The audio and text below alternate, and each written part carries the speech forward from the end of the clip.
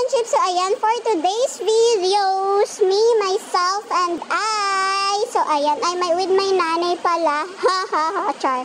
Ako muna yung tatawa kasi tamad pa akong mag-edit. Ang lakas ng ulan. Ha ha ha ha. So ayan, trying hard ang lola nyo mag-chopstick. Subo po more. So ayan, binilisan ko na nga kasi naiinip na rin ako. Gutom na gutom. Ang bilis kong kumain. Chari! Okay mga friendship, konting kwento lang ha about sa aking mga pinaggagawa sa buhay ko ngayon. Alam nyo ba, in our 5 years sa pagbibusiness, halos ngayon lang kami nakapagliwaliw na family and ng jowa ko.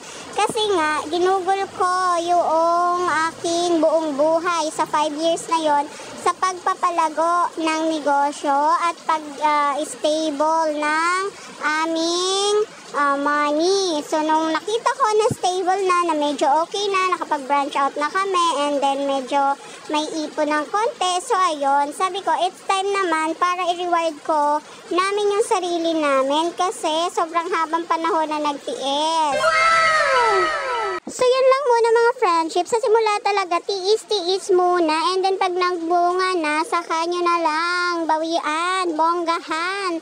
Kaya kami ngayon lang kami medyo nasisiyahan. Thank you so much.